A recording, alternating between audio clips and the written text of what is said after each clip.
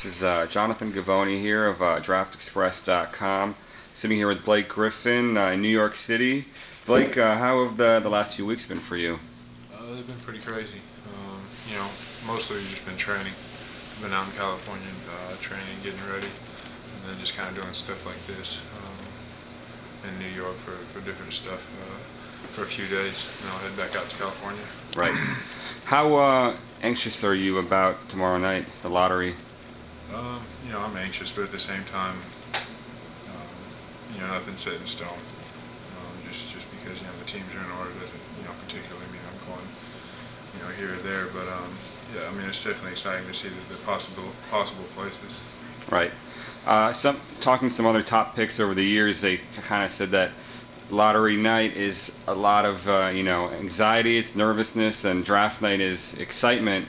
Does it feel that way for you? I guess you don't know what the draft yet, but yeah, kind of.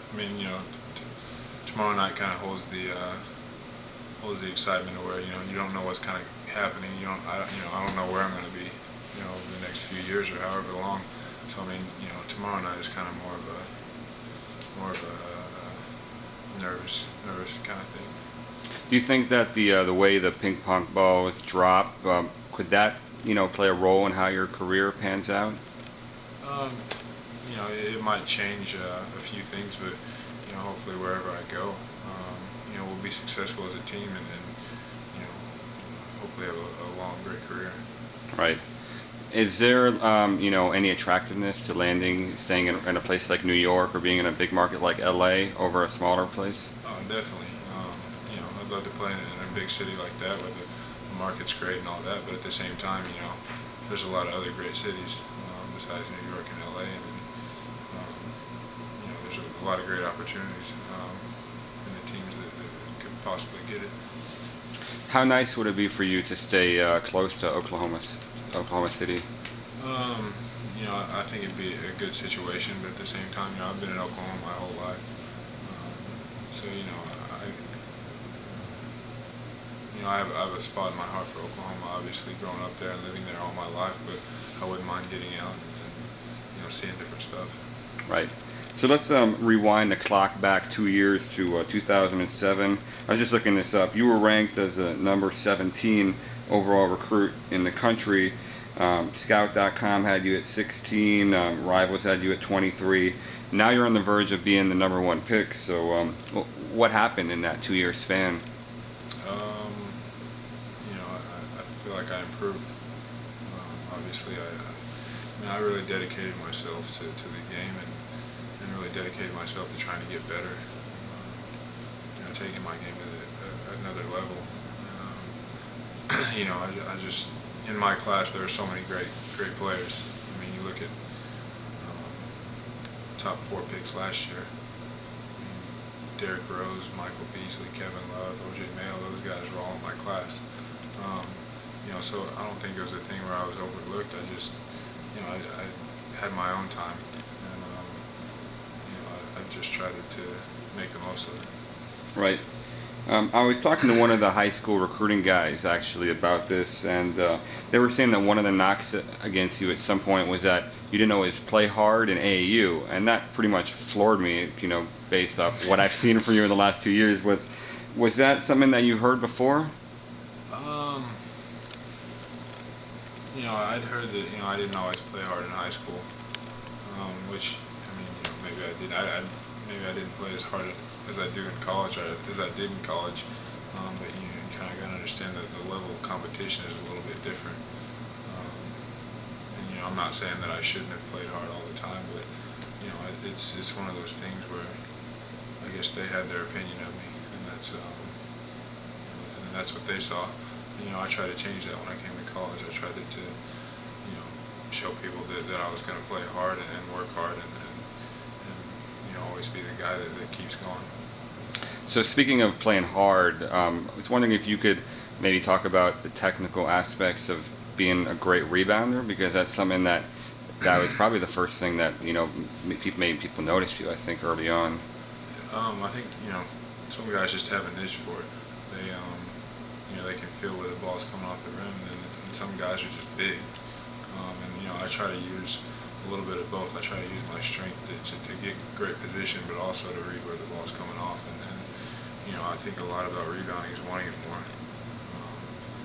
You know, guys that you look at guys in the NBA, Charles Barkley, guys that aren't that big, Dennis Rodman, guys like that, they just wanted it more and they had a great feel for it. So hopefully I can carry that over.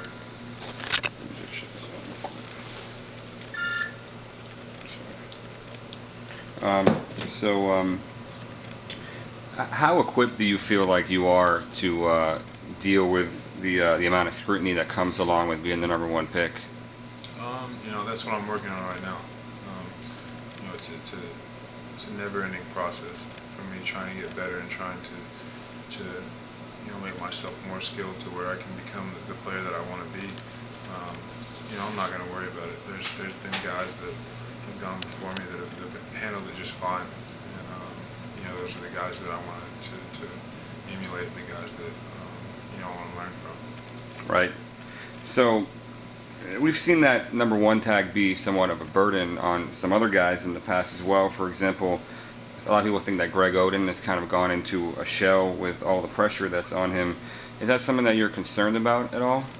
It's really not, because you know, whether in my mind, whether I go #1 or I go number 60, I'm still the same player. It doesn't matter if, you know, it's going #1 doesn't make me a better player. So I mean, it's all about what I do with it. It's about how, you know, how I handle it and how I you know, handle my business. And I'm not going to let, you know, anything, you know, that people are saying affect me and affect my game. Have you ever thought maybe it's almost better to be like the #2 pick? I mean, if you can go to a better situation with better teammates, stuff like that, be able to win faster, does that matter as much? Yeah, definitely. I mean, winning is definitely a priority for me. But you know, it really just depends on, you know, who is where. You know, there could be a really good team at #2, or there could be a really good team at #1. It just kind of depends on where it falls. And it's all about having a good fit and trying to fit into the system, whatever system that may be. Any thoughts on, you know, feelings about Sacramento, for example? I mean, you know, they have, obviously they've had a down year, but, you know, they have players that are good, and, you know, like I said, it's just about me trying to fit into the system and trying to help make the team better. And what about Washington? I mean, they have a lot of talent. You know, for their record, last year they have, you know, so much talent, and you know, not having Gilbert Arenas pretty much all season, you know, obviously hurt them a lot. But I think they're a great team. They could be a great team next year. You know, just by getting their guys back. Right. One of the things that you've been criticized for this past season, for example, is your defense. What kind of defender do you think you're going to be in the NBA? Yeah, I think I'm going to be a good defender. I've always liked defense. My dad was my coach, and he was big on defense. And you know, I kind of got away from that in college. For whatever reason it was, I was a little tentative to pick up fouls and to play aggressively, which is really my style. And you know, hopefully, I'm gonna work hard to pick that back up and to really kind of be more of a complete player on both the offensive and defensive end. Right. Do you think that the 18-foot jumper, will that ever be some major part of your repertoire? Oh, definitely. You know, that's something I've been working on for the past, you know, 2 years. You know, and really dedicating myself to it.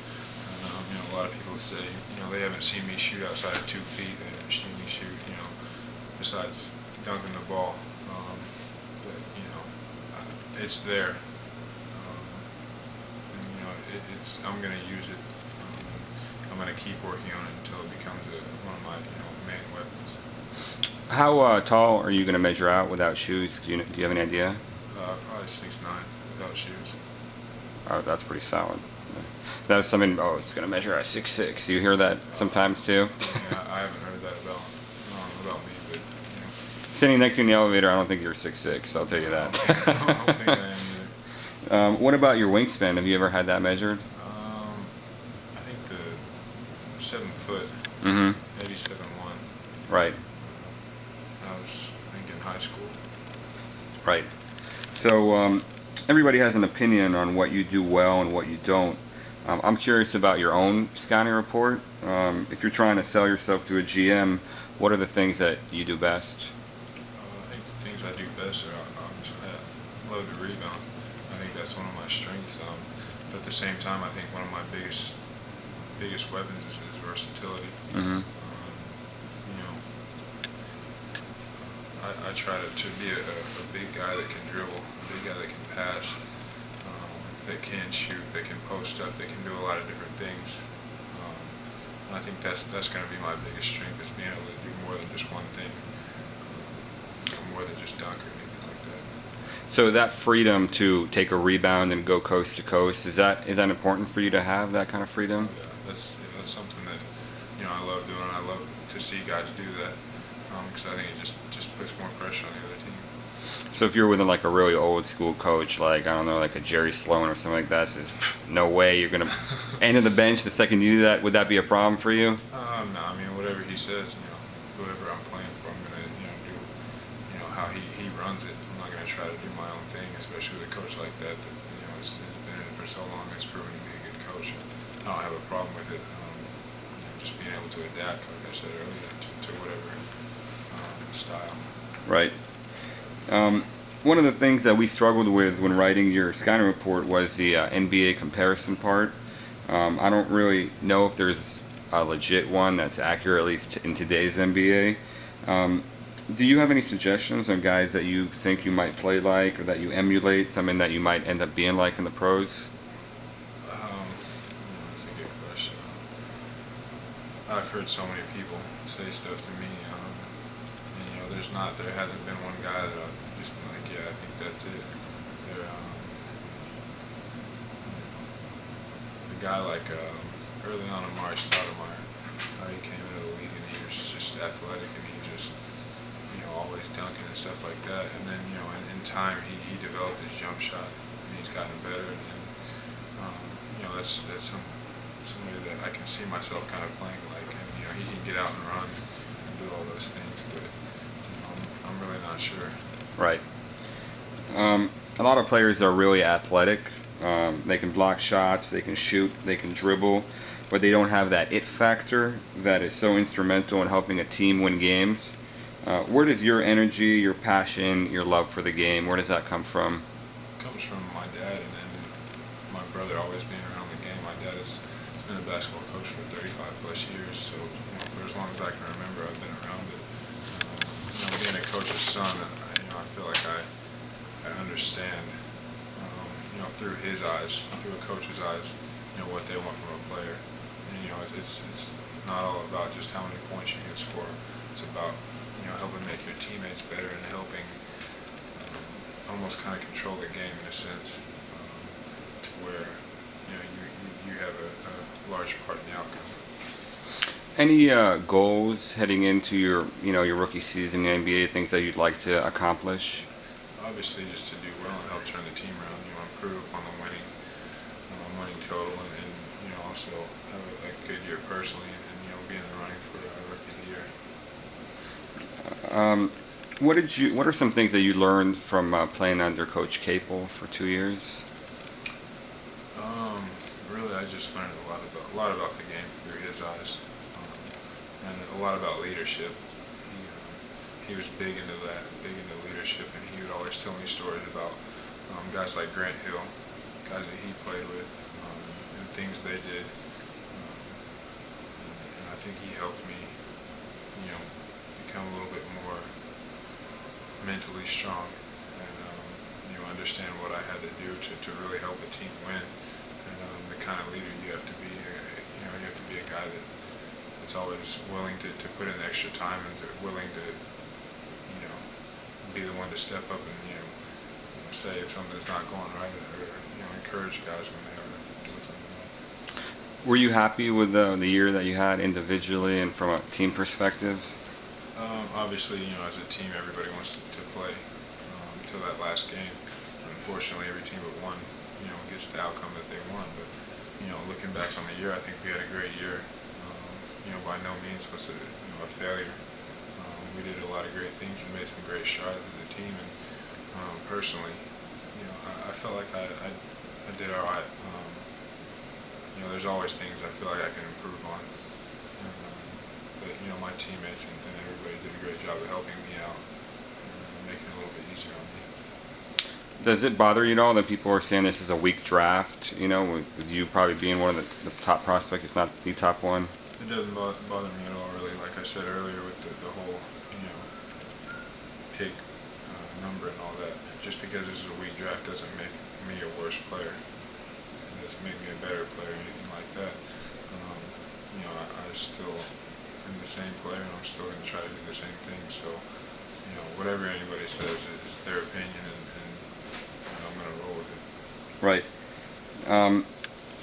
So your father is black and your mother is white. That sounds eerily similar to another guy that got a little bit of press right around the beginning of the college basketball season, President Obama. Is that something that you ever thought about? Yeah, I've thought about it. It's great to have a biracial president.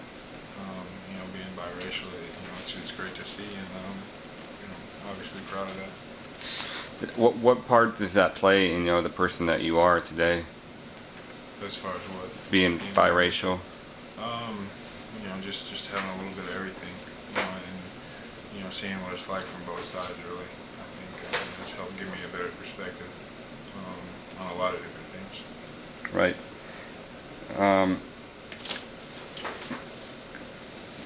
Considering the way that, sorry, one more. Is Obama? Is that someone that you'd like to meet at some point? Oh yeah, definitely.